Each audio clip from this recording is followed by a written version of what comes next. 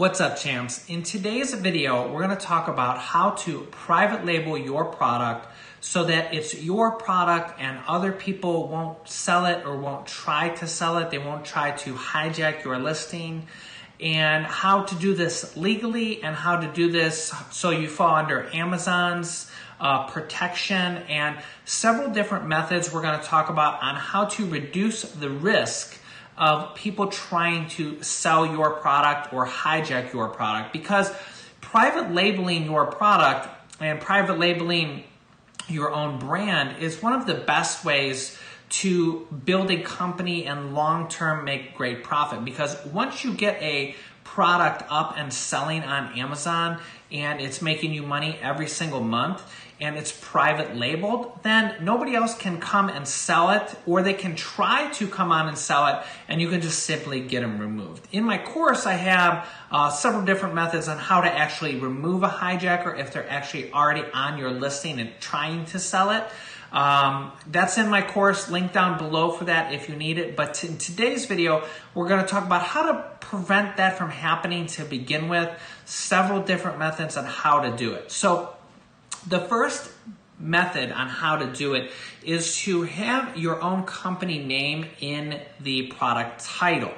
Okay, so what you would want to do is, let's say you're selling, I'm going to use this example here, this felt letterboard. My wife just bought this. She had this laying around the house. We're going to use this as an example here with a couple of the methods I'm going to tell you here in the beginning. So the first thing is, what you would want to do is in your title, you would want to say felt letterboard by, and then you have your company name. So, you know, I don't know, we're just going to call it Jimmy's Company for now. Let's just say that that's your company.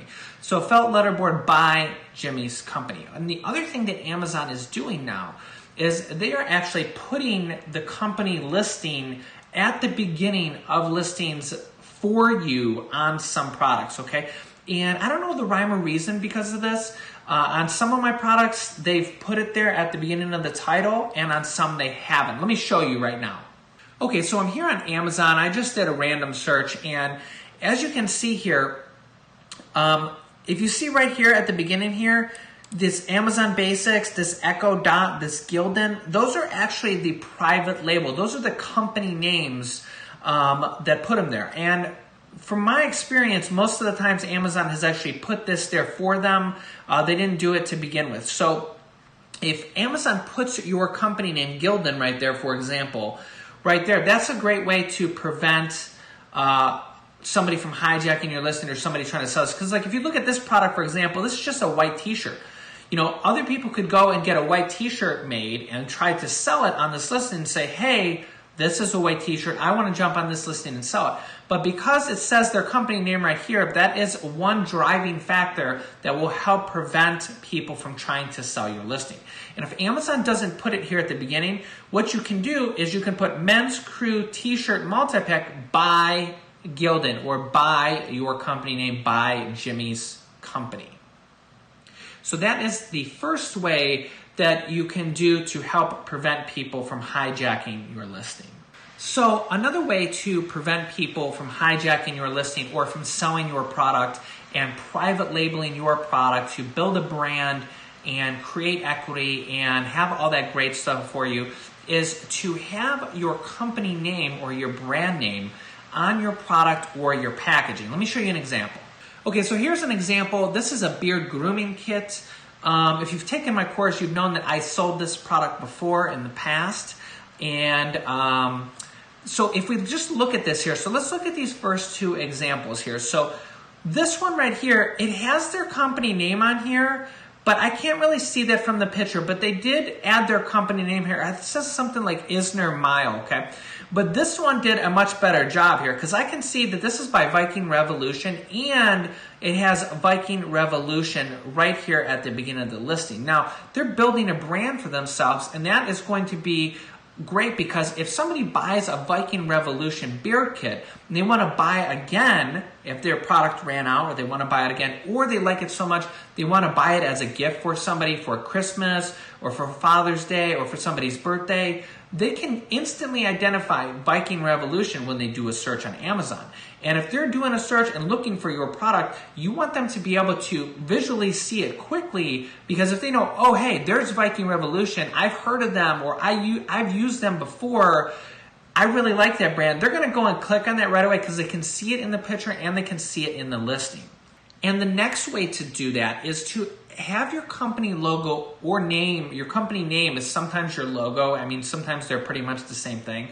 Actually on your product. And this is a big one of mine. I like to do this, okay, if applicable, if the product can actually do this. Some products, like, it just doesn't work. Okay, but like when I look at this felt letterboard, for example, let's just say my wife bought this and we liked it, right? The thing about it is, when you look at this here, there's no company name literally on here at all, okay? Now, they may have had it on the packaging, but because they don't actually have the company name on here, what if I wanted to buy another one? What if I wanted to have one in another room of my house? Or what if I wanted to buy one as a gift or a Christmas gift?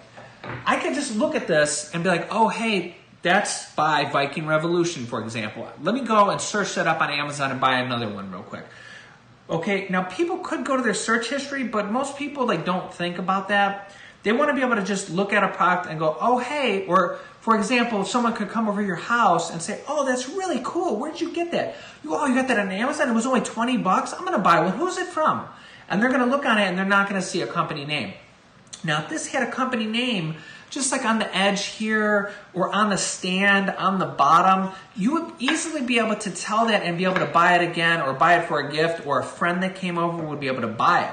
Now, because this company didn't do that, they could miss out on potential sales in the future. And also, this is another way to protect yourself from people trying to sell your brand. See, if you have your product name on the actual product, okay, and they try to jump on your listing, you can tell Amazon and you can tell that seller, say, hey, our product has our company name on it, okay? You're not authorized to sell that, okay? You're not authorized to sell Jimmy's company. That's registered by me. That's a registered company. You're not allowed to sell that. So you need to leave my listing, or I'm going to tell Amazon, I'm going to report you to Amazon, and you will leave the listing that way, and you could potentially get your account suspended. Okay, but this doesn't have a company name on here. I could go on Alibaba and buy this exact product and potentially try to jump on somebody's listing and sell it, okay? So having your company name on the product is a great way to get repeat sales and also protect yourself in the long run. So the next way to legitimize your business and private label it the correct way and the right way. So when your business starts making tens of thousands of dollars or hundreds of thousands of dollars, you're for sure going to want to have Amazon brand registry and have your business trademark. Let me show you. So you can go to the United States Patent and Trademark Office. It's uspto.gov.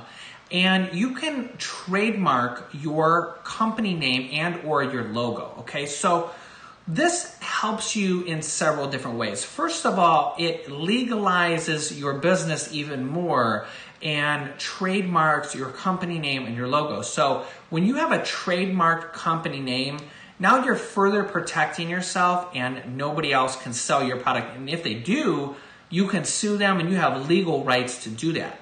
The next reason is because of Amazon Brand Registry. So Amazon Brand Registry lets you do several things. So first of all, to get Amazon Brand Registry, you have to have a trademark for your company name. Okay, and like here, you can look at this page here through Amazon Brand Registry, and you can see what they're saying here. And down below, you're going to see what are the two main things that you need for Amazon Brand Registry. Number one, you have to have a registered trademark for your brand name, okay? And number two, your brand name is displayed prominently on your products and packaging, just like we talked about previously, okay? Getting a trademark can take months, anywhere from like 6 months to 12 months, depending on if it gets delayed. And I used a lawyer to do it. You can do it yourself and like do a bunch of research on how to do it yourself. And it could cost you, I think it's as low as like $250 to do it yourself. Obviously, a lawyer is going to have a several $100 fee on top of that. Or you can do it through like an in-between step, like one of the legal Zooms or somebody online that kind of like they're in between. They're not a lawyer, but they're online service that will help you. And like I said, it'll take 6 to 12 months, but then you have Amazon brand content, okay? And Amazon brand registry can help you when someone jumps on your listing and tries to hijack your listing or sell your listing. You literally can go in there and just physically remove them, and they can get in trouble for trying to sell brand content without having the legal rights to do so.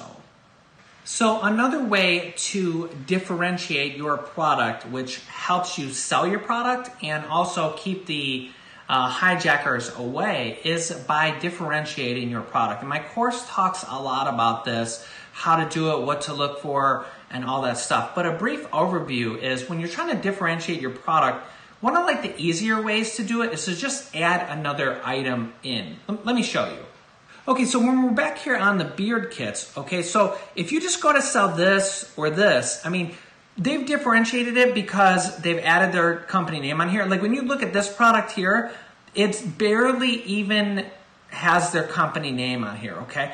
Now, one of the new differentiate that this industry is doing is they're starting to add this like, it's like a trimmer, or not a trimmer, but a shaper for the side. Like you could put this on here and you could like trim the line there and create the line here. And there's this different like lining thing. So by them adding that, it's one benefit that the other sellers don't have, okay? So when you look at, you know, this, and this, you can see that they're all mostly the same, but these two are better options because one, this has a really nice packaging. It's not the same old black box that everybody else has.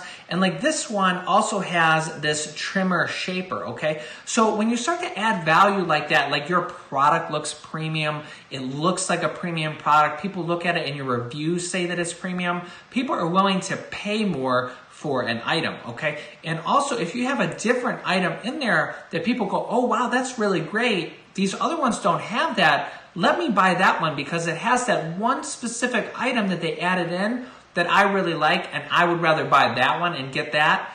Now you've created a great bundle for yourself. Now that doesn't mean that people won't add it in the future, but by the time they do, you'll probably have a really good ranking in Amazon and you'll have made tons of money just because you differentiated your product and you bundled it and you added that extra value that made your product a better product, okay? Generally, I suggest that you go for higher end premium products that necessarily don't have to be premium priced. You want a premium price if you can, but if you can sell at the same price other people are selling but with more value added, that's how you'll move up the ranks fast. That's how you'll get good reviews fast because you're giving people a really good value for their money. And then once you have good reviews and good rankings, you can start to creep your price up a little bit and make more profit per unit.